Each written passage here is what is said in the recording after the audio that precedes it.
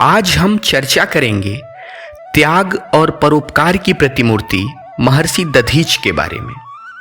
संसार में कुछ व्यक्तित्व ऐसे भी होते हैं जो परोपकार हेतु अपने हितों का बलिदान कर देते हैं। हमारे देश में ऐसे अनेक पुरुष और नारियां हुई हैं जिन्होंने दूसरों की सहायता और भलाई के लिए स्वयं कष्ट सहे हैं।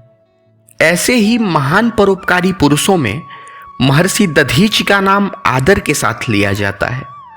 महर्षि दधीच नैमिषारण्य के घने जंगलों के मध्य आश्रम बनाकर रहा करते थे। उन्हीं दिनों देवताओं और असुरों में लड़ाई छिड़ गई। देवताओं के हार जाने का अर्थ था असुरों का राज्य स्थापित हो जाना। देवतागण पूरी शक्ति से लड़ रहे थे। देवताओं ने असुरों को हराने के अनेक प्रयत्न किए किंतु सफल नहीं हुए। हताश देवतागण अपने राजा इंद्र के पास गए और बोले, हे राजन, हमें युद्ध में सफलता के आसार दिखाई नहीं पड़ रहे। क्यों ना इस विषय पर ब्रह्मा जी से कोई उपाय पूछा जाए। इंद्र देवताओं की सलाह मानकर ब्रह्मा जी के पास गए। इंद्र ने उन्हें अपनी चिंता से अवगत कराया। ब्रह्मा जी बोले, हे देवराज, त्याग में इतनी शक्ति होती है कि उसके बल पर किसी भी असंभव कार्य को संभव बनाया जा सकता है। लेकिन दुख है कि इस समय आप देवतागण में कोई भी इस मार्ग पर नहीं चल रहा है। ब्रह्मा जी की बातें सुनकर देवराज इंद्र चिंतित हो गए। वे बोले, फिर क्या होगा?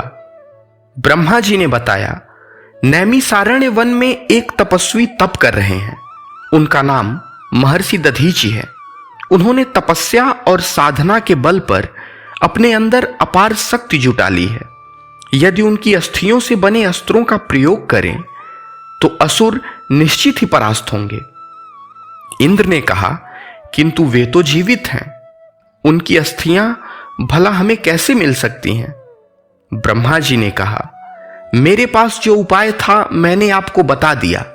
शेष समस्याओं का समाधान स्वयं आप और महर्षि दधीच मिलकर कर सकते हैं। देवराज इंद्र झिझकते हुए महर्षि दधीच के आश्रम पहुंचे। महर्षि उस समय ध्यानावस्था में थे।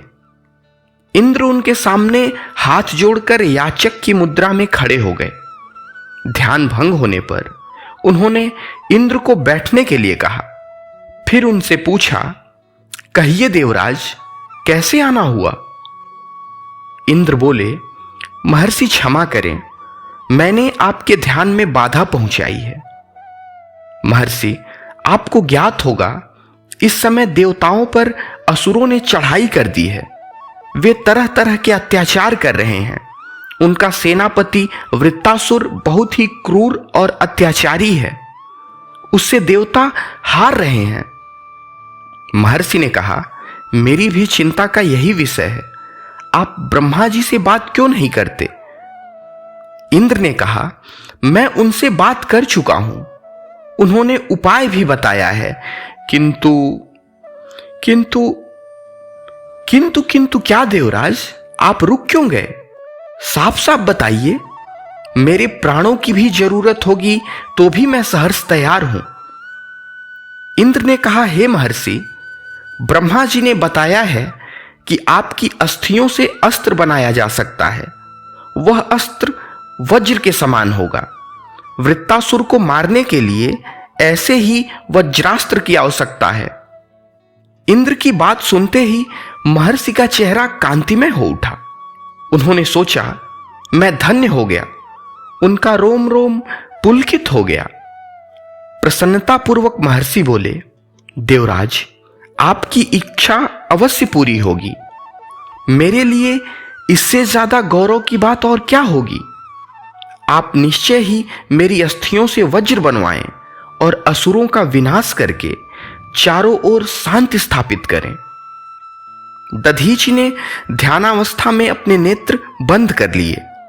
उन्होंने अपने योग बल से प्राणों को अपने शरीर से अलग कर लिया।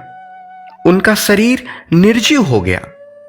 देवराज इंद्र आदर से उनके मृत शरीर को प्रणाम कर अपने साथ ले आए। महर्षि की अस्थियों से वज्र बना, जिसके प्रहार से वृत्रासुर मारा गया।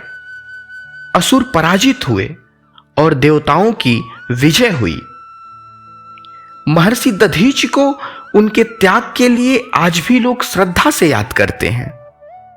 नैमिषारण्य में प्रतिवर्ष फाल्गुन मास में उनकी स्मृति में मेले का आयोजन होता है। यह मेला महर्षि के त्याग और मानव सेवा के भावों को याद दिलाता है। आप सबकी जानकारी के लिए बता दूं, नैमिषारण्य वर्तमान के उत्तर प्रदेश राज्य के सीतापुर जिले में स्थित है।